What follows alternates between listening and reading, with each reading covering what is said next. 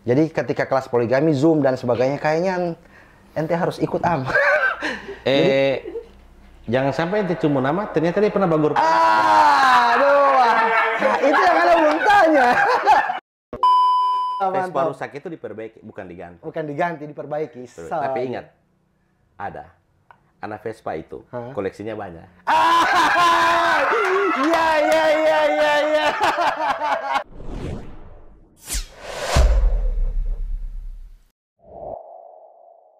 Oke, episode kedua teman-teman semua di podcast Serembi Inspirasi Sesi bersama Iswan Febrianto. Kali ini bintang tamunya keren ya, meskipun baru episode kedua, tapi podcast ini sudah menghadirkan orang-orang yang penuh inspirasi seperti judul podcast kita. Dan kali ini bersama Haji Ramli Anwar. Ladies and gentlemen. Apa kabar, Ji? Sehat? Alhamdulillah, sehat. Bapak gini, jomblo. Asik. Istri? Aman? Aman, istri pertama aman, ya? Istri kedua juga aman. Istri kedua aman. Jadi, konferensi pers ini dia? Terserah orang mau anggap apa. Oke, mantap. Jadi memang Haji ini di sosial media itu terkenal dengan branding poligami. Branding poligami, tapi tidak pernah berpoligami. Jadi bukan praktisi. Bukan praktisi. Gitu. Kalau misalnya teman-teman lihat di Facebook itu ada teman saya, dia buka-buka kelas poligami. Jadi ada teman itu di Bandung, ada komunitas orang kelas poligami. Jadi ketika kelas poligami, Zoom dan sebagainya, kayaknya ente harus ikut am. Jangan sampai ente cuma nama, ternyata dia pernah bagur. Aduh, nah, itu yang Anda belum tanya. Jangan cuma nama. Soalnya dia praktisi 3 istri ya, pemateri si ini gitu, praktisi 3 istri. Jadi begini, praktisi. Poligami itu, atau katakanlah ketika kita menikah itu adalah ibadah. Oh, ibadah. Okay. Dan jangan berlaku riya terhadap ibadah. Oh, jadi sambung-sambungnya ya? Ente yang bilang. Ente yang bilang. Makanya kau sekarang ini lebih baik minta maaf. Lebih baik minta maaf daripada minta ibadah. Asik. Oke. Kalau dapat tangkap. Kalau tidak dapat tangkap, tidak ada minta izin. Aman ya? Aman. Oke, ini baru masuk segmen opening saja, aduh. Memang asli. Jadi memang, masuk akal gitu. Ibadah itu tidak boleh ria ya. Jatuhnya kalau misalnya itu orang terang-terangan kan ria. Karena kalau kita ria, akan ada lagi nama-nama yang lain keluar. Ria dan sebagainya, ya. Arya apa semuanya akan keluar. Yang nama Ria silakan komen ya. Siapa tahu Haji Ramli kenal. Oke, Ji. Jadi apa dulu mungkin branding poligami itu mulai muncul itu mulai tahun berapa?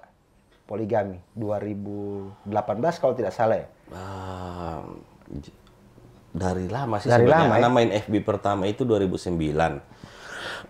FB 2009, kemudian apa ya? Sebenarnya berbicara poligami kan terkadang orang tabu. Iya. Terutama dengan bukan tabu sebenarnya, Ji, tako. Iya, lebih ketakut. Lebih ketakut. Cuman apa namanya? Ana mencoba bagaimana poligami itu bukan menjadi sesuatu yang tabu dan bukan menjadi sesuatu yang citra negatif untuk ibu-ibu. Oke. Untuk istri-istri, untuk ibu-ibu itu. Makanya yang Ana bawa di FB itu lucu-lucu ya. Lucu-lucuan. Guyonan ya. Guyon. Kalau bertanya serius itu ya. Sekarang Ana tanya Pak Ente. Jujur. Oke. Ente mau nggak sebagai laki-laki normal? Aduh, tamu balik ini guys. Ini jadi Anda yang bintang tamu ini deh. Kembali lagi kan kita orang kalau mau ditanya pasti iya. Cuman kembali lagi istri yang seperti apa? Iya. Kalau misalnya Ana prinsip kenapa sampai sekarang belum? Karena kalau Ana melakukan poligami sebenarnya gampang. Gampang ya. Dan untuk berbuat adil, insya Allah bisa. Oke. Cuma yang jadi masalah, ketika anak nikah lagi, kemudian dia mengatur anaknya hidup, berhenti. Jangan. Tidak boleh.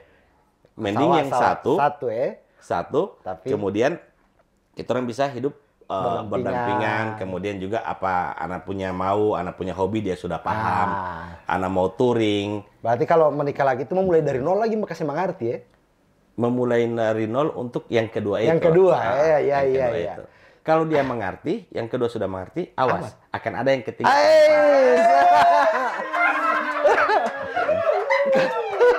Ami Helmi. Calon-calon lagi. Kalau anak poligi sebenarnya tidak mau itu poligami itu sebenarnya bukan karena ada yang bilang wah satu istri saja tidak mau habis. Anda bukan lebih ke mau ribet dengan banyak istri, bukan itu. Banyak mertua. Satu saja, bayang satu dua, ada dua mertua. Nah kalau sudah istri kan ada 4 mertua, mau tangkis 4 mertua ini susah saja. Sebenarnya tidak juga, tidak susah, karena ente belum coba. Ya. Kalau ente coba, baru ente merasa susah, itu baru bilang susah. Aduh, guys, bahaya ini sudah mulai mengarah ke ini. Saya kan di topik bahaya, tidak boleh memancing, mau tabale. Oke Ji, apa dulu? Mungkin saya belum ke poligami tadi itu kan branding di sosial media itu kan mulai dari 2009 tuh. Orang kenal itu mulai di Facebook itu mungkin di 2017 2018 ya. Antara 2017 dan 2018. Nah, itu main. Ana penasaran dengan masa kecilnya ente Ji. Jadi orang mulai ini itu di masa kecil. Masa kecilnya Haji Ramli itu dari background pendidikan lah dulu lah. Jadi waktu SD itu apakah memang sudah di Gorontalo atau? Jadi anak lahir bulan Agustus 80. Oke. Lahirnya di Gorontalo. Gorontalo ya. Papa itu almarhum orang Sidrap. Orang Sidrap. Ibu orang Kampung Bugis, Marga Bempa. Oke, berarti saya anak punya adik istri itu orang Sidrap. Jangan sampai baku kenal, atau jangan sampai baku keluarga. Bisa saja, bisa karena jadi, ya? sama dengan orang di Gorontalo. Mau tato semua baku kaito debo ada baku kaito ini ya, sawah betul bisa jadi ya. Oke, CB Sidrap, mama Gorontalo ya. Anak di tahun itu jadi almarhum papa itu masuk Gorontalo sekitar akhir tahun 70-an. 70-an ya. Ketemu mama, kemudian tinggal pertama di sentral itu di samping Masjid Al-Jamaah di atas got. Jadi hanya berupa triplex begitu. Berarti datang dari Makassar langsung memang tinggal di sentral ya. Jadi di sentral situ ya, kompleks situ. Tidak, dia jadi karyawan dulu di salah satu toko mas. Yang di pasar sentral. Baru ketemu mama, nikah. Bangun mandiri. Pak kontrak ada petak dinding triplex di sentral situ. Iya, dekat Masjid Al-Jamaah. Di atas got masih ada got kecil itu. Gitu ya. Di atas got itu. Oke. Nah, jadi papa itu terima pesanan kayak mau bikin cincin, rantai. Jadi pas mandiri ini ya? Mandiri.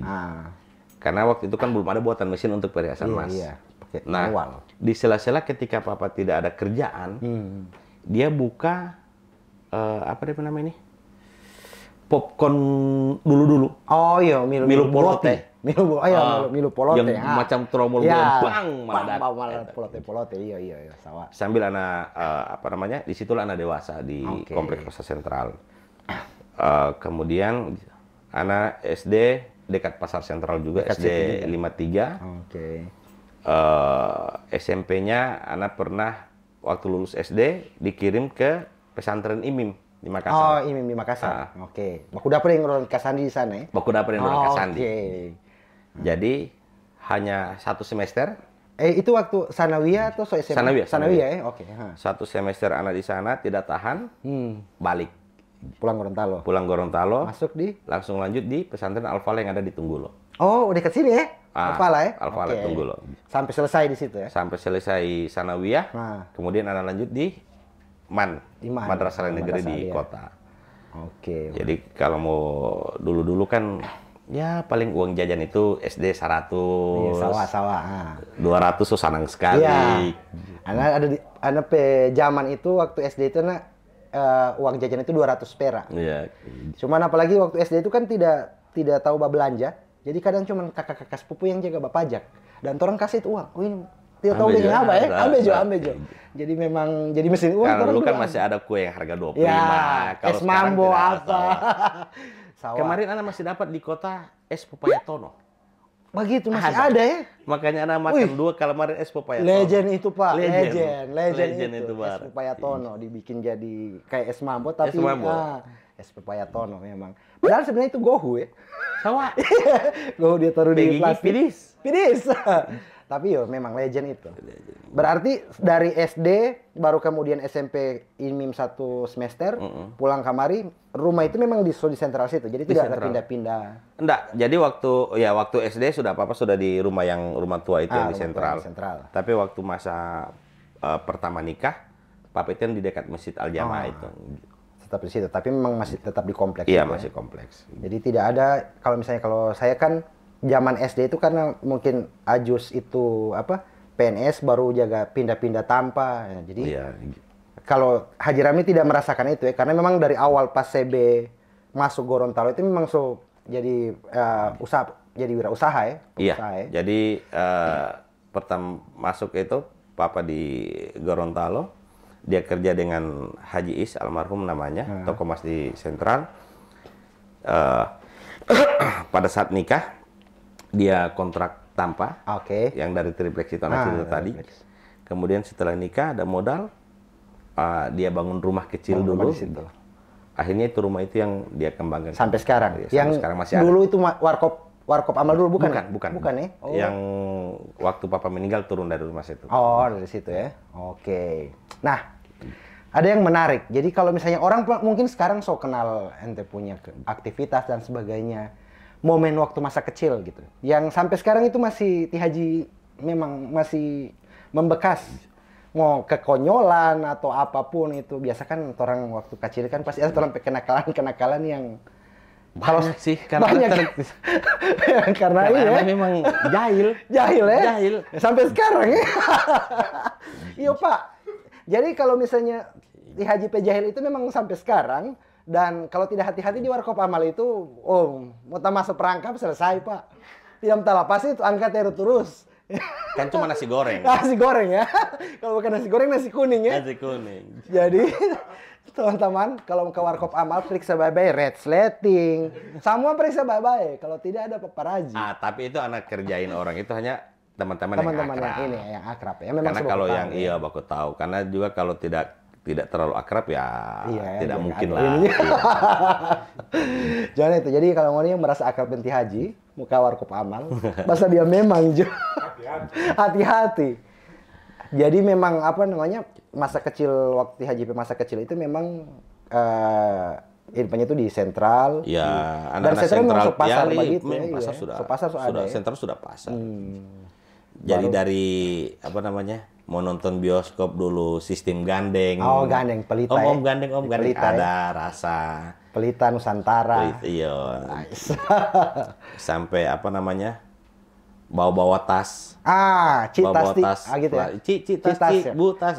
Itu pernah ya? Pernah. Masya Allah ya. Berarti memang ini. Kemudian juga masa kecil kan pernah juga di Kampung Bugis. Jadi kampung di Taruna itu kan ada lapangan tenis. Iya.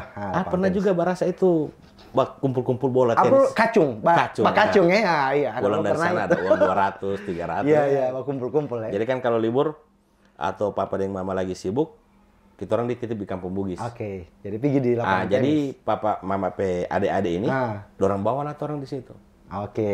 Di lapangan. Di lapangan. Tenis. Cari uang gula-gula ya. Uang gula-gula. Jadi kacung. Uang. Kumpul ini bola tenis ya. Jadi memang dari kecil itu memang pekerja keras ya. Mungkin karena didikan dari orang tua juga, walaupun tidak secara langsung. Iya, karena biasanya kan begitu. Anak itu meskipun orang tua itu tidak bilang secara langsung harus begini, tapi melihat aktivitas orang tua yang ini bisa jadi ini ya, terbiasa dengan itu ya. Sawah betul. Dan itu teman-teman yang kita lihat dari Haji Ramli sekarang gitu ya. Bahkan Haji Ramli ini kemarin sempat di Inmim ya. Di pesantren Al-Falah, Man Model. Nah, di pesantren Inmim cuma 1 semester. Kenapa tidak tahan itu? Kenapa? Lantaran apa gitu? Alasan klasik itu. Alasan klasik itu rindu. Rindu Ya. Padahal alasan sebenarnya. Kemudian jarak. Oke, Karena jarak. kan memang jarak.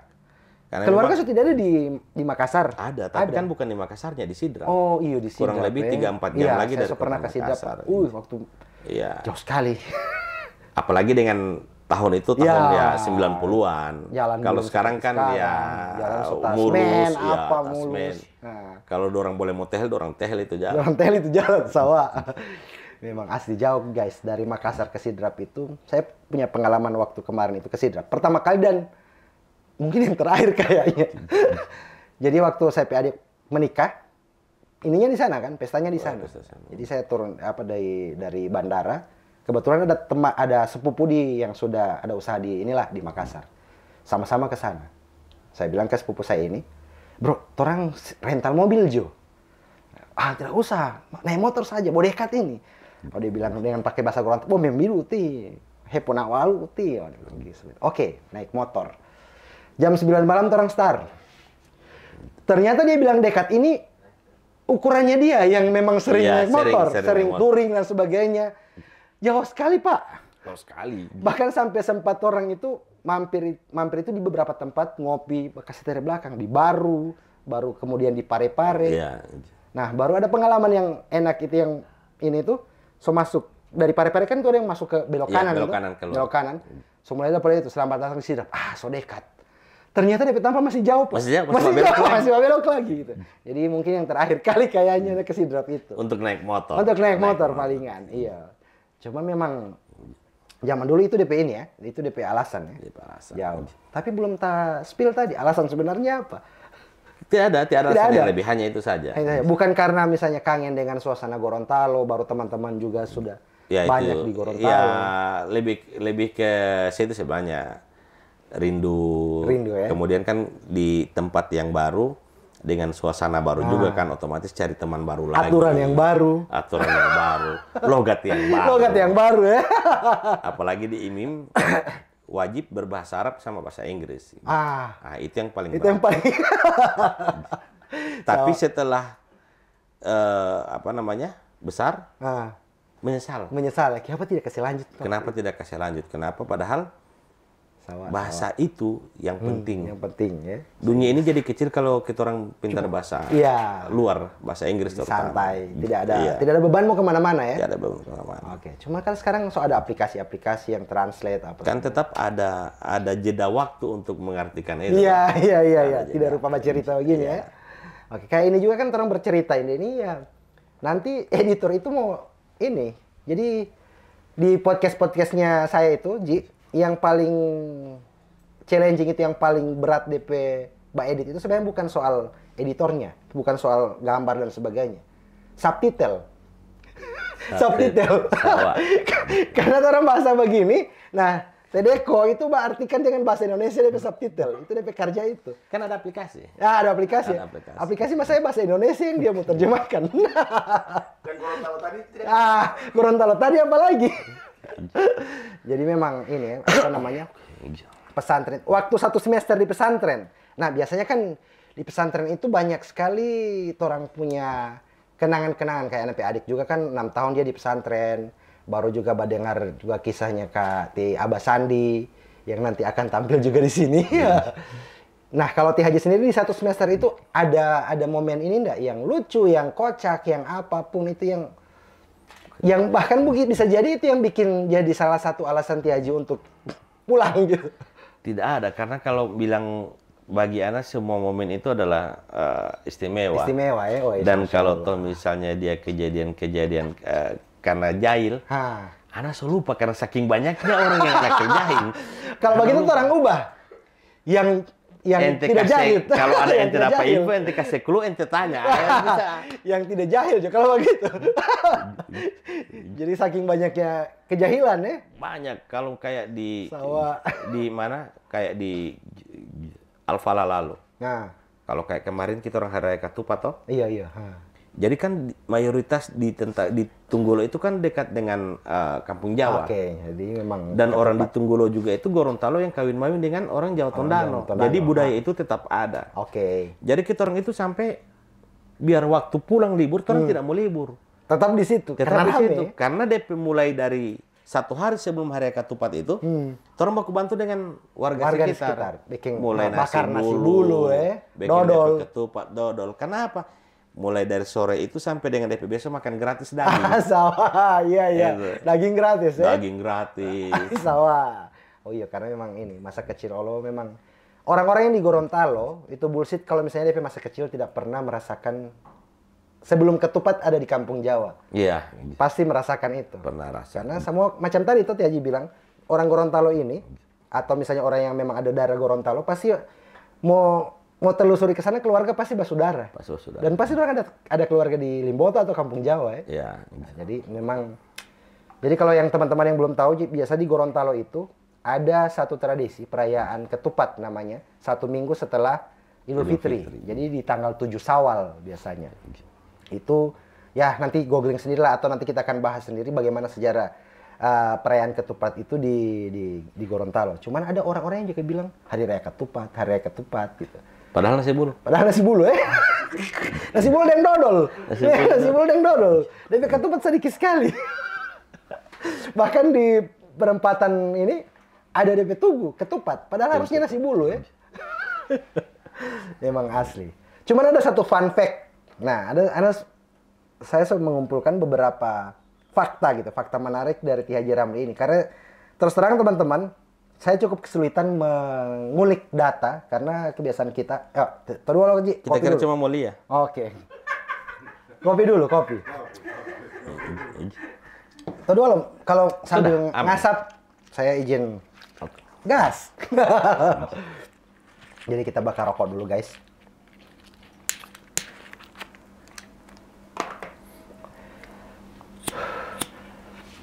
Kopi itu kalau tidak dipasangkan dengan rokok itu tidak ada PA. Tidak ada PA ya. Tidak ada PA. Karena itu bekas keluarkan asap rokok ya.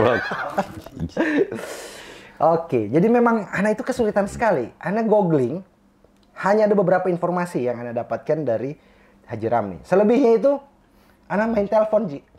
Jadi Ana main telepon ke yang Ana rasa itu orang-orang yang terdekat dengan Haji Ramli, yang sudah lama kenal dengan Haji Ramli. Dan Ana menemukan beberapa fakta. Yang pertama, fakta pertama itu, dan ini mungkin sudah jadi fakta umum ya, semua orang warga Amal itu juga pasti tahu. Suka abu-abu. Iya. Kenapa suka abu-abu, Ji? Abu-abu itu menurut Ana ibarat kehidupan. Oke. Kehidupan itu kan orang tidak lepas antara kaya miskin, kemudian jahat dan baik. Oke, abu-abu, sawah. Sehingganya kalau jahat dan baik ini kita ibaratkan warna. Ada hitam, jahat, dan putih. Ada itu putih, yang baik. Ketika kita orang lahir atau mentasbihkan diri sebagai seorang yang putih, kemudian datanglah kejahatan yang satu, taruh hitam ini titik saja, orang taruh di putih, cek, rusak warna putih. Rusak warna putih. Makanya menempatkan diri anak sebagai abu-abu, kita orang mau ke hitam oke, kita orang mau ke putih oke. Jadi tujuan cuma itu ya? Tujuan cuma bukan itu. Karena merasa diri bahwa orang ini manusia berdosa, pernah melakukan hilaf, bukan itu sebenarnya? Bukan itu. Itu kan, cari itu aman, kan ya? bahasa sufi kan. Oh, bahasa sufi. Bahasa sufi. Orang ini kan bukan sufi ya? Bukan sufi. Hidup di dunia nyata. Iya. Jadi berandai-andai jangan terlalu yang terlalu tinggi, jangan terlalu puitis. Begitu saja, singkat. Jadi aman mau ke hitam aman, ke putih aman. Putih aman. Di tengah-tengah lebih aman. Orang bilang, "Oh, Ramli, nggak ada paling ada di sini." Oh iya, kenapa? Apa yang salah dengan karaoke misalnya? Apa yang salah dengan kafe? Tidak ada yang salah. Tidak ada yang salah. Yang salah ketika misalnya kita orang menggunakan media itu, tempat itu sebagai tempat yang negatif. Ya, berarti ke pub dan sebagainya. Tidak ada masalah, tidak ada masalah. Ya. Karena ketika ente berbisnis dan kemudian relasi bisnisnya adalah warga keturunan. Iya. Iya, larinya ke sana. Iya. Hitam dan putih tadi itu. Hitam dan putih tadi. Tinggal kita orang mau pilih di mana. Di mana. Makanya kan anak relasi bisnis anak tidak sedikit juga yang warga keturunan. Tionghoa. Nah, ketika ada mereka senang, kita orang juga senang dalam berbisnis, pasti diajak liburan sama mereka. Dan diajak di pub, di pub di mana. Ya kalau anak bilang, anak minta maaf, anak tidak mau kalau ke pub. Kalau makan ayo. Kayak liburan, ayo. Kalau tuh misalnya liburan itu disuruh pilih lagi, anak pilih liburan Jo. Liburan Jo, wes. Liburan Jo memang tapas. Episode berikutnya masuk sponsor Liburan Jo ya.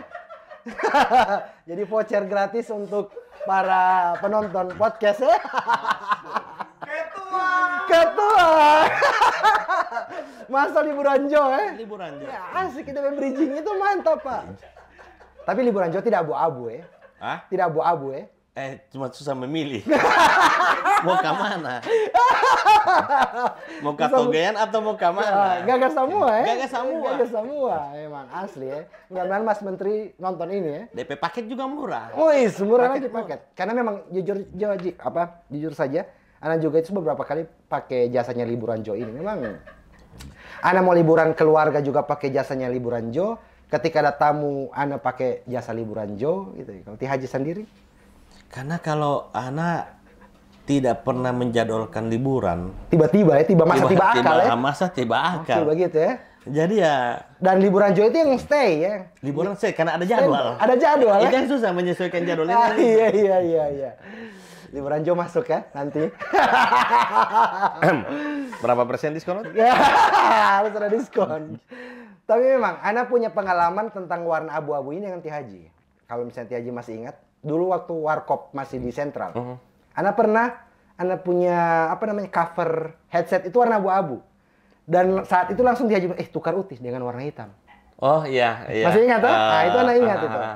Dan Ana baru sadar itu baru hari ini Ana sadar.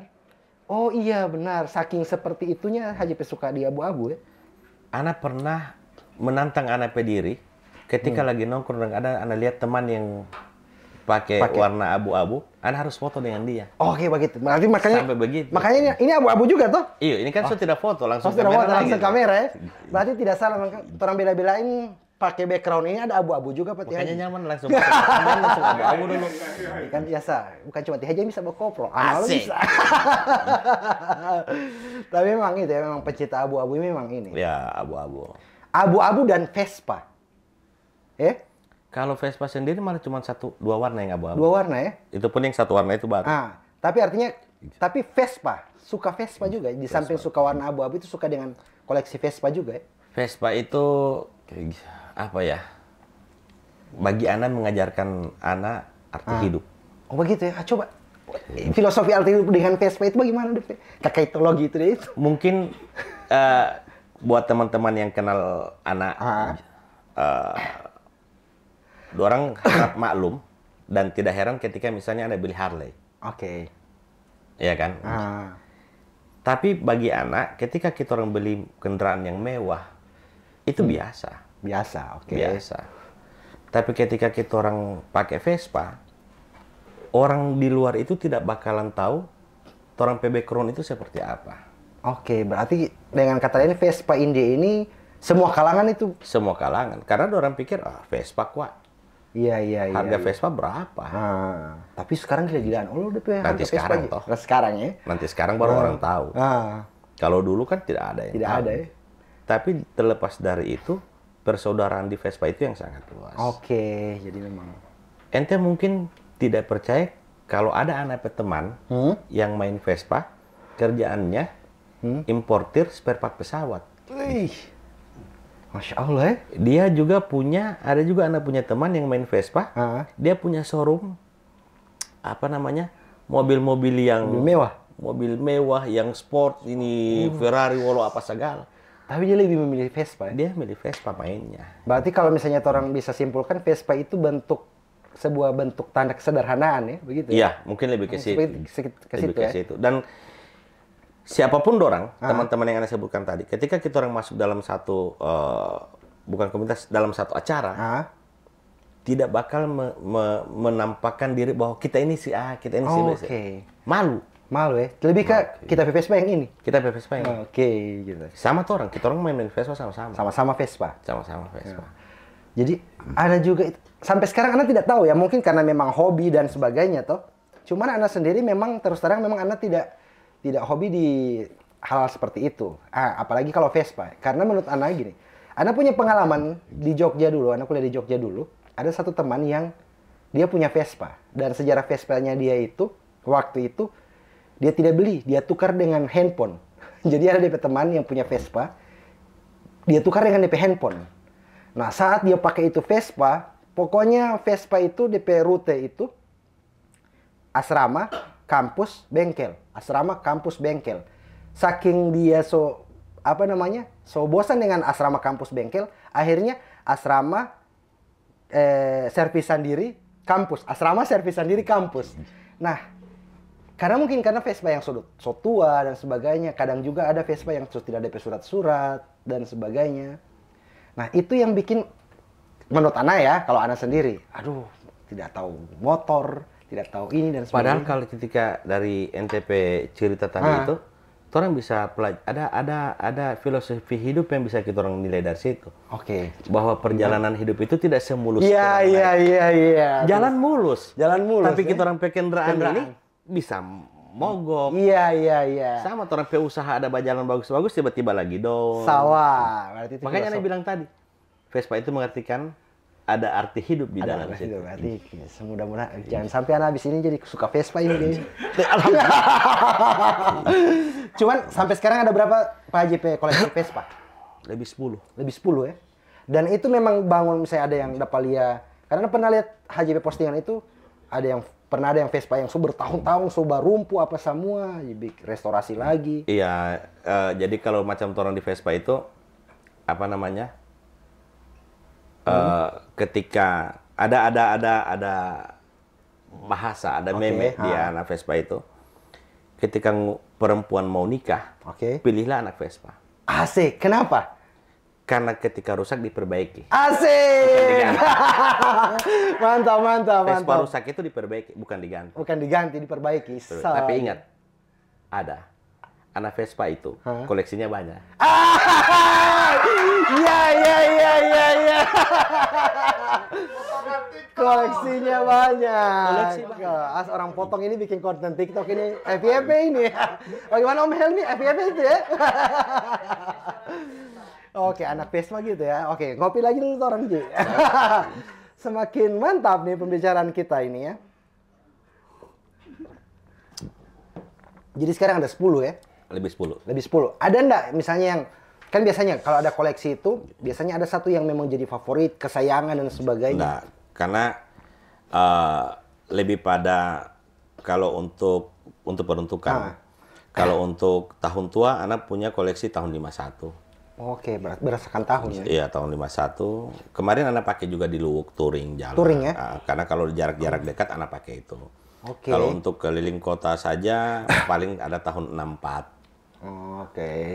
Kalau untuk jarak jauh ada yang anak motor touring New PX 2007 yang putih itu tahun kemarin Jawa Bali putar Jawa. Wih, keren. Kalau ada yang tertaruh di Warkop Amal tuh yang ada DP Oma Bonceng? Itu kan ada Sespan namanya. Apa namanya? Sespan. Oke. Jadi itu bisa bawa istri sama anak. Oke, istri sama anak, bukan istri sama ada anak. kan kursi di belakang. Ada boncengan di belakang. Ada kursi belakang ya? Ada disiapkan. Ada disiapkan ya. Asik. Cuman memang Vespa itu ada yang model begitu memang bawa dari pabrikan itu memang seperti atau dimodif? Dimodif. Modif, tapi di zaman dulu ada. Zaman dulu ada. Itu berawal kalau yang pabrikan keluar langsung Vespa itu tidak ada. Tapi dia diciplak dari BMW. BMW itu R27, R23 yang pertama bikin itu dipakai untuk masa zaman perang dulu di Jerman. Ya? Ada yang bawa, ada yang pegang jadi ada yang di sampingnya. Tapi tidak ada yang di belakang itu, Ji. Karena lagi posisi perang. Kalau perang kan tidak bawa istri. Iya. Berarti ada 10 ya. Nah, itu waktu butuh berapa lama Haji Ba kumpulkan koleksi sampai 10 itu? Sebenarnya Ana hanya senang dengan bodi yang bulat. Bodi bulat karena dia ceper. Kemudian sesuai bodi anak bodi. Jadi berarti bisa merepresentasikan di Haji itu berarti suka dengan yang bulat-bulat. Yang bulat, bodi bulat. Kita lebih kalau bicara Vespa lebih ke klasik. Klasiknya. Tahun tua. Oh, berarti semakin tua semakin orang Karena dulu di itu. Vespa itu semakin tua dia semakin dari sisi harganya juga semakin mahal, semakin tinggi. Kemudian untuk mendapatkannya juga susah. Susah ya. Tapi kalau berbicara yang NTP maksud tadi, tetap yang muda. Tetap cari yang Tetap muda. cari yang muda ya. Menarik ini, menarik gitu. Jangan bawa pancing. Jangan bawa pancing ya. Bahkan sampai dengan saking branding Vespa itu terbentuk sama Ki Haji, kalau tidak salah 2019 ya, 2019 apa 2009 Haji? 2009. 2009 ya, masuk jadi anggota dewan ya. Iya, DPR. Anggota dewan dari partai Golkar. Golkar. Dan nah ini juga yang menarik juga itu deh itu. Sempat juga viral di masanya itu deh itu. Iya. Satu-satunya anggota dewan yang dilantik saat itu naik Vespa. Dan bukan hanya pada saat dilantik, karena waktu pada saat kampanye juga anak Vespa ya. turunnya pakai Vespa. Jadi memang brandingnya Vespa. Di saat yang lain mungkin naik mobil apa semua, Ki Haji Vespa ya. Anak Vespa. Vespa ya, berarti memang. Dan itu Vespa sampai sekarang itu yang Vespa waktu Ki Haji naik masih ada. Ada. Masih ini Ada. ya. Walaupun dia sudah berganti warna. Oh, dia sudah ganti warna ya. Tetap ada. Nah, jadi yang menarik juga teman-teman, Ki Haji ini memang sempat jadi legislatif gitu, jadi sempat jadi anggota dewan. Dan ada beberapa hal menarik tuh dari ini yang sempat Anda bisa dapat, yang sempat bisa saya dapat informasinya. Yang satu tadi itu pelantikan naik Vespa. Kemudian yang kedua yang menarik itu, yang mungkin ini bisa dicontoh, ini kan mulai musim politik ya, Iya. banyak caleg yang ini. Waktu itu Ki Haji kalau tidak salah bikin baliho pakai topeng. Nah, bagaimana itu? Ah, bukan baliho pakai topeng. Bukan baliho pakai topeng ya? Tapi jadi ada teman Oke. senior di pesantren IMIM, namanya Kak Suradi Sultan. Oke. Oh saya kenal, saya kenal.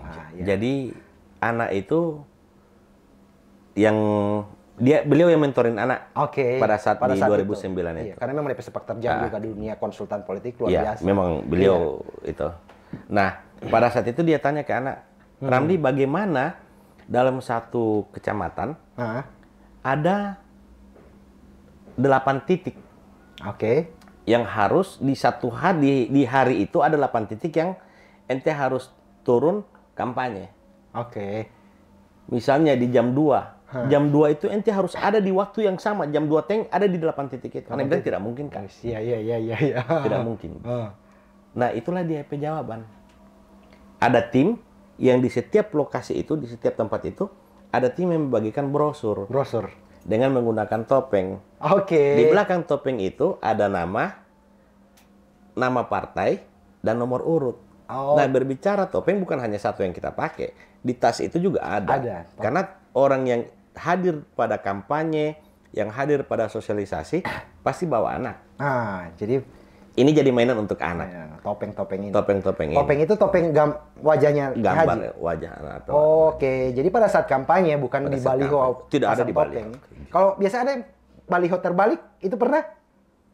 tidak pernah. Tidak pernah ya. Jadi bikin cuman yang topeng itu. topeng itu di kampanye. Kampanye bagi-bagi ya. Nah, Baik. sama juga halnya ketika monologis. Oke. Ketika kampanye monologis, itu kan yang bicara hanya 2 orang. 3 orang.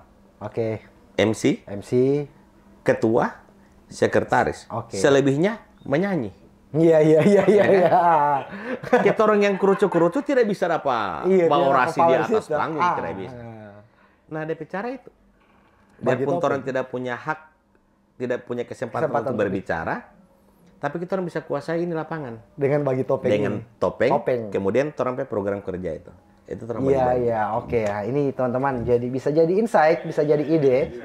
Bisa jadi ide untuk para caleg-caleg muda yang saat ini mau bertarung di politik itu. Dan itu berhasil loh ya, Haji ya. Karena buktinya satu periode aja ya. Satu periode cukup. 2009 sampai 2000 berapa itu? 14. 14 ya, 2009 sampai 2014. Nah, setelah itu kenapa mundur gitu? Kenapa tidak lagi pengen? Kan biasanya orang ketika dia terterima di masyarakat, lalu kemudian juga program-program kerja yang dia janjikan juga terlaksana, biasanya kan 2 periode lagi dan sebagainya. Mungkin lebih pada ke hati nurani yang tidak cocok bermain di dunia itu. Oke, hati nurani Pak, ini apa biasanya? Kalau Tidak ada, cuma kan terkadang di politik itu kan kita orang tidak kerja sendiri. Oke. Walaupun dalam DPR itu kita mayoritas, tapi memang pada saat di dalam kita berargumen, misalnya ada satu perda yang mau diterbitkan. Kan digodok dulu di DPR. Iya, iya. Nah, di DPR itu kan tidak semua pemahamannya sama. Oke. Dan tidak semua menerima dengan Betul. Ranperda ini. Kalau misalnya hati nurani kita yang duduk di dalam itu bahwa mengatakan tidak cocok ini, ya kita akan bersikeras bahwa tidak cocok. Tidak cocok. Okay. Tapi setelah yang lainnya cocok, tapi walaupun kita tidak cocok, tidak terpakai juga. Tidak terpakai. Okay. Apalagi kalau ada intervensi dari partai. Iya. Pokoknya nggak setuju. Iya. Nah, hal-hal ini yang mungkin yang menurut Ana tidak sejalan dengan. Jadi daripada orang harus melawan ombak yang begitu besar dan kemudian juga orang akan ikut hanyut, mending menarik diri ya, cari jalan yang menurut kita orang lurus. Ya, lurus ya. Dan pada akhirnya setelah itu cari jalan jadi pengusaha. Atau memang kembali ke pengusaha ya. Karena memang dari awal memang pengusaha ya. Lalu kemudian yang saya tahu itu setelah itu baru buka ada warkop amal, ada cuci mobil amal, kemudian sekarang ada apa mini soccer ya, soccer amal, aluminium tuh ya, semua itu usahanya Haji. Dan yang menarik itu Ji, yang mungkin banyak juga teman-teman subscriber juga pengen tahu gitu. Warkop amal itu saya pernah juga posting di Facebook dan sebagainya. Seluruh profitnya itu masuk untuk biaya operasional pesantren Al-Islam. Dan apakah cuma warkop amal, memang beberapa usahanya Haji yang ada kampanye untuk itu gitu. Jadi gini, 2012 itu almarhum bikin panti asuhan. Oke, jadi Al-Islam ini awalnya panti asuhan. 2012 ya. Beliau carikan tempat, bangun dan sebagainya, sudah jalan beroperasi. Di 2015 beliau ingin tantangan lebih karena lokasinya yang cukup luas, kurang lebih 3 hektar pada saat itu. Lokasinya yang sekarang ada itu. Yang sekarang ada. Kemudian hanya untuk panti asuhan. Nah, beliau lah pada saat itu ketemu dengan sahabatnya. Kemudian sahabatnya ini Ustadz Harmi namanya. Bilang, bagaimana kalau kita bikin pondok? Jadi Papa bilang, bisa, tapi saya tidak punya keahlian untuk itu. Dia bilang, sudah, saya yang bertanggung jawab di situ. Untuk pendidikannya. Bapak almarhum hanya untuk membangunnya. Membangun fasilitas. Ya kita orang dia kumpul. Anak-anak dia kumpul. Papa bikin begini, oke Pak, bismillah. Akhirnya, seiring jalan, ternyata operasional pondok itu besar. Apalagi ketika kita orang tidak ditopang oleh bantuan-bantuan dari luar. Dan niatan murni dari almarhum itu bagaimana memberikan pendidikan yang yang hasilnya bagus, yang diperhitungkan dengan biaya yang seminim mungkin. Nah, sehingganya di awal berdirinya pondok itu, di tahun pertama, santrinya 27. Santri pertama itu angkatan pertama lah ya. 27 orang. Setelah jadi pondok ini ya, berapa lama masanya itu dari panti asuhan? Sekarang tahun ke-7. Tahun ke-7 ya? Jadi kurang lebih 2000 berapa ya? 2005, 2006. 2015, 2016 tuh. Jadi saat itu angkatan pertama itu gratis, full gratis. Yang 27 orang ini. 27 orang itu gratis. Jadi itu hanya Gorontalo atau ada yang dari luar kemari juga itu? Gorontalo semua ya. Gorontalo. Ada beberapa kota Bagu waktu itu. Di tahun kedua, kita orang coba lagi terserah orang tua. Biayanya terserah sesuai kemampuan. Menarik. Terendah pada saat itu 20.000 per bulan. Dan yang tertinggi 200.000 per bulan. Tapi uang jajan anak-anak santri pada saat itu 100.000 satu minggu. 100.000 satu minggu ya? Yang diberikan oleh orang tua. Orang tua ke anak-anak ini. Jadi kan lebih besar uang jajannya ketimbang pengganti ke infak yang ke pondok.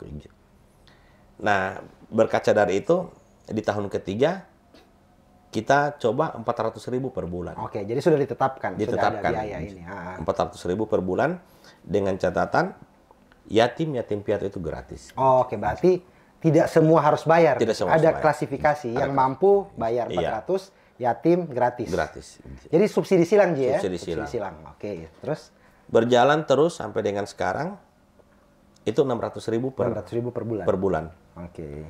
Dan alhamdulillah sekarang itu jumlah santri 700 sekian. Masya Allah, banyak sekali. 700 sekian. Kemudian yang gratis itu ada kurang lebih 60 orang dari 80 orang Iya, yang sebelumnya 80 orang, jadi berkurang lulus berkurang, jadi kurang lebih 60 orang sekarang. Dan kalau mau dikalkulasi ya bisa lah 600.000 bahagi 30, bahagi 3 dapat berapa? Orang ya kan? Dari 700. Jadi Sehingganya subsidi silangnya itu ya. belum menutupi operasional. Iya, betul. Nah, di 2000 berapa itu saya lupa. Karena saya juga dari kecil senang nongkrong di warung kopi.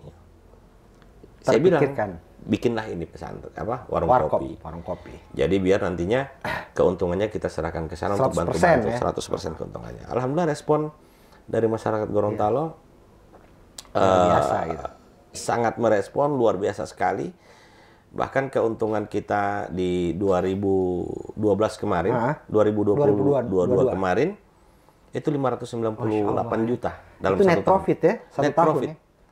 Dengan warkop, dengan tempat cuci mobil. Tempat cuci mobil ya.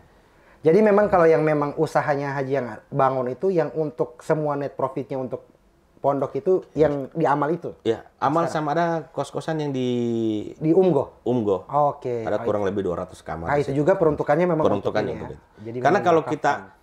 makanya kenapa ada angka tadi 600.000? Kalau mau dikalkulasi tidak bakalan klop. Iya, tidak bakalan. Tetap nombok. Iya, Nah, inilah usaha-usaha inilah yang menutupi yang itu. menutupi Ya. itu. Jalan terus ininya. Bahkan di Warkop Amal itu ada, saya tidak tahu sekarang masih ada atau tidak. Kalau dulu waktu masih di Sentral, hari Jumat itu bayar suka-suka. Sampai sekarang masih ada ya? Masya Allah. Jumat jujur. Jumat jujur ya? Jumat jujur. Jadi Jumat jujur konsepnya Warkop Amal itu, kalau misalnya teman-teman ke Gorontalo, saran saya mampir di Warkop Amal. Nih, bisa saya tampilkan di sini gambarnya. Jadi, tiap hari Jumat makan, petugasnya tidak bayar hitung ya? Tidak hitung. Jadi saat bayar, jujur sendiri, ada makan apa. Jadi kalau misalnya Anda yang dulu zaman SD atau SMP atau SMA, makan di kantin, makan bakwan 5, bayar 3, itu jangan di Warkop Amal deh. Usahakan kebalikannya gitu ya. Makan gorengan 5, bayar 10 gitu ya. Jadi kenapa? Karena sambil beramal. Dan itu juga sebenarnya, Ji, menjadi trigger juga untuk orang datang sebenarnya ya. Karena pada akhirnya, Ngoni datang ke Warkop Amal ini bukan hanya saja sekedar menikmati kopinya, bukan hanya sekedar bersilaturahmi, tapi juga beramal ya. Iya. Itu ininya. Karena memang tagline kita itu nongkrong sambil beramal. Ya, Masya Allah. Karena kan kita orang dari anak pribadi sendiri sering senang nongkrong, ngopi sambil menunggu kerjaan atau janjian dengan orang. Nah, tanpa orang sadari bahwa dalam satu hari itu kita orang bisa lebih dari satu kali untuk nongkrong. Iya. Nah, momen-momen ini yang anak ambil. Iya. Bagaimana orang tanpa sadar beramal juga di situ. Iya. Berdasarkan hobi yang kita orang bisa ke situ. Begitu ya. Dan justru pada akhirnya di hari Jumat itu dengan program seperti itu malah donasi itu lebih banyak terkumpul ya. Karena orang bayar lebih ya. Orang bayar lebih. Karena hari Jumat juga gitu kan. Lagian kan juga teman-teman pengunjung kan bisa lihat di belakang kasir kan ada laporan. Ada laporan iya. Laporannya kan terbuka di situ. Pertanggungjawabannya bulan ini berapa. Iya. Masya Allah. Jadi memang dari dulu memang sudah pekerja keras ya. Memang Masya Allah. Artinya pekerja keras, kenapa saya katakan pekerja keras? Karena dari zaman dulu, dari masa kecil, sebagainya, kemudian juga usaha ke anggota dewan, tidak sesuai hati nurani, pulang lagi ke ini. Dan kemudian mewakafkan ya, bisa dikatakan mewakafkan beberapa usaha, itu untuk ini ya, bisnis ya. Ya, mungkin seperti Masya Allah. Dan sekarang itu Al-Islam itu jadi satu pilihan utama juga untuk anak-anak ini. Bahkan Ji, anak itu, dia request pengen di situ. Nah, sekarang di Al-Islam ya. Al-Islam itu ininya sanawiyah sampai Sanawiyah aliyah. sama aliyah. Sama aliyah ya. Kurikulumnya kita melekat pada Kementerian Agama. Oh, berarti memang pesantren modern ya. Iya. Seperti itu ya. Ijazahnya juga ini Iya, ya, keluar negeri. ya. Keluar Kementerian Agama. Kementerian Agama Nah. ya. Nah, makanya anak saya itu bilang gini, "Ayah, habis lulus SMP, Arai mau masuk ini dulu gitu. Sanawiyahnya tetap di Al-Islah gitu. Tapi kalau misalnya sudah di aliyah, mau masuk Al-Islam gitu. Oh ya enak. Serah gitu. Jadi kan Masya Allah memang beberapa teman juga ada di situ. Keren. Jadi teman-teman, usaha itu memang tidak mengkhianati hasil, lalu kemudian pilihan-pilihan hidup itu bisa mengantarkan kita ke pengalaman-pengalaman yang lebih ini lagi, Ji ya. Nah, terakhir Ji, mungkin untuk sesi terakhir. Dari tadi kita belum, ya tadi mungkin membahas tentang Ti Haji punya kehidupan masa kecil, sekolah, usaha dan sebagainya. Kalau keluarga bagaimana? Maksudnya? Jadi keluarga itu kan sekarang Haji ada istri satu, anak berapa? Anak satu. Oh. Anak satu ya. Kalau ini. dari istri pertama, Istri pertama ya. Jadi bukan istri ini. Helmi Pemata Sulaing. Istri pertama ya. Dari istri pertama itu 3 anak. 3 anak ya. Oke. Yang pertama Muhammad Andi Fajar Anwar. Oke. Dia sekarang semester akhir di Perguruan Tinggi Ilmu Al-Quran yang ada di Jakarta. Dia ambil hukum Islam. Hukum Islam. Yang kemudian Alia Sirasahwa Anwar. Dia sekarang lagi kuliah di FK UNG. Oke. Yang ketiga kelas 4. Kelas 4 SD. Itu dari istri pertama. Oh iya, istri pertama ya. Yang istri kedua on the way. Ya, istri kedua Istri rencana. masih rencana. Mantap, keren gitu. Oke Ji, nah ini sesi ini sebelum orang tutup, jadi ada beberapa ini yang kita kembali ke ini. Kalau tadi bahas usaha apa semua gitu ya. Nah, orang mau tarik dulu sedikit ke belakang gitu ya. Kalau tidak salah, dengar Ti Haji P. Ajus guru ya dulu ya? Jadi Mama itu dia alumni SPG 1. SPG ya? SPG Oke, 1. dulu masih SPG ya? Kemudian sempat mengajar juga di SD. Sempat mengajar SD yang mana? Aduh, anak kurang kalau Belum sebelum lahir itu ya? Gimana? Iya. Angkat bentar. Tidak. Sebelum Haji lahir itu? Oke, baru setelah itu pensiun memang ini pensiun atau memang Jadi dia baru apa ya, kayak mengabdikan honor begitu ya? kayak begitu begitu ya? Jadi waktu setelah nikah, jadi papa tidak Suruh izinkan mereka untuk mengajar. Oke, bantu Bantu ini papa di usaha toko, ini iya. ya. Jadi gitu ya, DP ini. Baru kemarin terakhir dengar dengan Haji ada ini ya, umroh rame-rame Iya. keluarga ya. Dengan Ajus juga. Dengan Mama. Ya. Semua. Kalau CB memang CB di waktu dari Makassar kemarin ke sini itu memang lari kosong ya. Nol. Sama sekali ya. Ya, Masya Allah ya. Dan apa DP nama? Ana penasaran gitu. Karena memang jujur, Ana tidak pernah ketemu dengan almarhum, dengan Haji punya papa gitu. Ana tidak pernah ketemu. Ana jadi dapat tahu itu profilnya itu waktu pas ini meninggal. Oh iya, Om Roro yang bikin. Iya, itu Masya Allah gitu. Ana saja merinding bayin itu. Memang luar biasa. Nah, itu Ana baru tahu saat itu. Nah, artinya orang lain saja itu merasa kehilangan dengan Haji PCB gitu. Apalagi keluarga kan. Nah, Ana ada momen memang yang mungkin sampai sekarang gitu ya. Salah satu aja kalau misalnya memang banyak atau mungkin semua momen terbaik, ada satu enggak yang sampai sekarang itu memang susah move on, susah si Haji mau ini dengan CB gitu. Jadi ada kalau momen-momen itu memang semua itu momen. Iya, dengan semua momen. almarhum. Cuman ada memang prinsip-prinsip hidup yang almarhum tegaskan pak kita orang DP anak-anak. Yang pertama, dalam hal membuka usaha. Oke. Jangan sampai tidak jujur. Oke. Jangan sampai tidak jujur. Masalah untung rugi itu dinamika dalam berusaha. Oke. Tapi kejujuran itu harus dijunjung tinggi. enak. Kemudian ketika dengan relasi bisnis, jangan sampai cacat. Oke. Ada hutang yang tertinggal sebelum kita putuskan dengan orang lain. Jangan sampai meninggalkan Jangan sampai meninggalkan hutang. Dan yang berikut itu adalah dengan teman kerja. Teman kerja ini karyawan. Kalau saya tidak pernah mengatakan karyawan, teman kerja.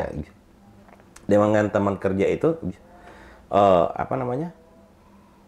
Jangan pernah tidak membayar upah haknya. Oke. Jangan pernah, karena itu bisa menjadi apa namanya? Jadi jolim. Jolim, kemudian jadi usaha itu tidak bakal berjalan lancar ketika ada hak-hak mereka yang tidak terbayarkan. Itu yang paling apa? ini ya. Yang Diajarkan ke semua. Diajarkan kepada kita dalam hal berusaha. Dan terlepas dari itu semua, almarhum selalu bilang bahwa kita orang ini hidup tidak bisa tanpa bantuan orang lain. Iya, makhluk sosial toh. Iya. Dan sebisa mungkin dengan kehidupan di luar dengan masyarakat kita orang harus berbuat baik, sopan, murah senyum. Dan ini juga mungkin yang menjadi kayak ente bilang tadi. Ketika almarhum meninggal, ribuan orang yang entah dari mana yang datang apa namanya? Datang melayat. Iya, datang melayat. Ana juga heran kenapa bisa banyak begitu. Padahal Papa ya bersosialisasi dengan masyarakat ya seperti itu, hanya toko penjual dengan pembelinya, kemudian dengan sesama pedagang. Tapi karena tadi itu ya pesan-pesan tadi itu yang mungkin ya. itu begitu. Berarti Haji dekat dengan ini, dengan Sebe. Jadi kalau almarhum itu ketika dia ingin safar jauh, ada acara di Makassar atau ada acara keluarga-keluarga di Bitung mana dengan jalan darat, anak pasti diajak untuk dampingi. Karena banyak apa namanya, anak sering bikin dia ketawa di jalan, Karena anak sadar bahwa di umur-umur segitu, dorang ingin juga kembali ke masa-masa mereka remaja dulu, dewasa dulu. Bahkan saking anak mau cari bahan, anak tahu mantan-mantannya almarhum itu siapa-siapa, anak tahu. Sedekat itu Haji dengan... Nah, anak dapatnya info dari luar, anak cari info dari luar. Jadi kapan ketika beliau jalan bareng, anak ada bahan untuk ngobrol dengan beliau, ngobrol dengan Papa. Tujuannya untuk apa ya? Rewind dorang dorang pikiran ke zaman dulu. Karena memang di umur-umur senja itu orang-orang tua itu butuh itu. Iya ya, betul. Butuh hiburan, itu. Hiburannya buat orang. Makanya anak berupaya untuk cari apa namanya, cari bahan untuk bisa ini. Dan tidak ada orang tua itu yang tidak pernah menegur atau marah kepada anaknya. Pasti ada. Tapi anak menanamkan prinsip bahwa siapapun kita orang, sehebat apapun kita orang tetap anak kecil di hadapan orang tua. Itu anak tanam prinsip. Dan teguran, marahan dari orang tua itu, anak tidak pernah satu kali pun merasa simpan dalam hati, dendam, jengkel, tidak pernah. Karena anak sadar bahwa satu saat kita orang butuh itu, kita orang rindu itu. Apalagi ketika mereka tidak ada ya. Ketika kita orang sudah tidak ada, mau suruh marah apa ente? Tidak bakalan ada orang yang berani marah apa ente. Dan itu salah satu. Dan itu hanya ada pada orang tua yang berani larang kita orang. Dan memang itu juga yang sampai saat ini pun orang rindukan, termasuk di Haji ini. Pasti. Kadang anak, tidak ada yang marah. Ini biasanya kan gitu. Kalau dulu kebiasaan dulu. Kalau bunyi telepon, kadang saudara yang bikin salah, kita orang yang anak tertua pasti dapat telepon. Ramli kenapa ini sih gitu? Gitu. Ramli ada kejadian apa? Kenapa begini? Jadi yang paling pertama kali dia ini telepon untuk cari info dan sebagainya. Bahkan kan nomornya Papa itu, nomor HP-nya Papa anak ambil. Kadang saking rindunya, Wan, anak telepon anak nomor. Biar dapat baca. Dapat baca. Haji Anwar, my father memanggil. Itu DP kontak mana. Berarti mengobati rasa rindu itu seperti itu ya. Seperti itu. Jadi memang Haji jaga DP ini. Anak jaga DP nomor ada terus. Sedekat itu Haji dengan itu. Ya? Bahkan anak PAD-AD juga sampai dengan sekarang karena kebiasaan mau berangkat ke luar daerah itu tetap bawa WA. Papa, saya di bandara mau ke Jakarta. Oh ya, Masya Allah. Di nomornya? Di nomornya Papa. Sampai sekarang. Sampai sekarang. Haji juga begitu? Anak kan karena anak tahu nomor sendiri. pegang CBP nomor kan anak pegang. Makanya kadang anak isengin anak PAD. Oke nak, hati-hati. Tapi itu jadi bentuk orang ini juga Iya, karena kebiasaan yang dibangun bahwa setiap melakukan sesuatu pasti batanya Bapak Amin begitu. Dan pasti pas saat kepergian Papa pasti semua merasa kehilangan. Pasti semua merasa kehilangan. Bahkan orang sadar bahwa hidup dan mati itu sudah diatur. Sudah diatur. Tapi hanya saja orang belum siap. Dan sampai kapanpun sebenarnya tidak akan siap. Tidak ada anak-anak yang siap ditinggal oleh orang tua. Cuma memang ya harus menerima. Orang harus tawakal dengan kejadian yang ada. Mungkin lebih ke situ. Jadi berarti sampai saat ini pun ya mungkin jasad apa semua sudah tidak ada di dunia, tapi ajaran itu mungkin anak-anak termasuk Haji Ramli tetap ini terus ke. Bahkan mama itu sampai sekarang tetap tinggal di pondok. Tetap tinggal di pondok. Tetap tinggal di pondok. Karena Papa dulu tinggal di hari-hari terakhir itu memang di pondok. Sejak dia mulai bangun pondok 2015 itu, Papa sudah tinggal di pondok. Di pondok ya. Nah, sudah, pokoknya tinggalnya di situ. Bahkan dalam paling ada 2 bulan, 3 bulan baru ke kota. Ke kota ya. Di Tanpa Cuci. Gitu. Ya. Satu kali memang sempat ketemu dengan saya, tapi cuman dapat lihat gitu, tidak sempat ini waktu di Tanpa Cuci Oto. Berarti Lebaran kemarin itu memang kebiasaan yang dulu. Kan tahun kedua tidak kan? bersama Papa. Jadi sudah tetaplah pada saat setelah kita orang habis sholat, orang kumpulnya di kubur. Karena kubur itu kan ada di pondok sini, dekat pondok. Walaupun tidak dalam satu kawasan pondok, berada di pondok. Sampai seperti itu arti ayah menurut Haji, arti Bapak. Iya, karena satu saat juga kita orang merasakan itu, dan sekarang orang merasakan itu. Mantap. Oke, teman-teman. Jadi silahkan pilah dan pilih apa yang bisa teman-teman dapatkan dari podcast kita pada hari ini. Yang jelas saya pribadi itu menemukan banyak sekali insight, banyak sekali masukan ya dari obrolan saya dengan Haji tadi. Dari pengalaman hidup, usaha dan sebagainya, dan kemudian terakhir tentang arti seorang orang tua, apalagi ayah gitu, dari seorang Haji Ramli. Thank you Ji, hadir di sini. Siap. Terima kasih banyak, dan insya Allah kita akan ketemu lagi di lain waktu, dan mudah-mudahan ini bukan jadi episode terakhir. Apalagi Haji mungkin besok-besok bisa orang undang lagi dengan pembahasan, karena memang masih banyak sebenarnya yang bisa orang ulik dari Haji ini, Haji Ramli. Tetapi ya karena durasi kita cuma sampai sejam, jadi terima kasih untuk teman-teman. Sampai jumpa di Serambi Inspirasi episode berikutnya. Assalamualaikum warahmatullahi wabarakatuh.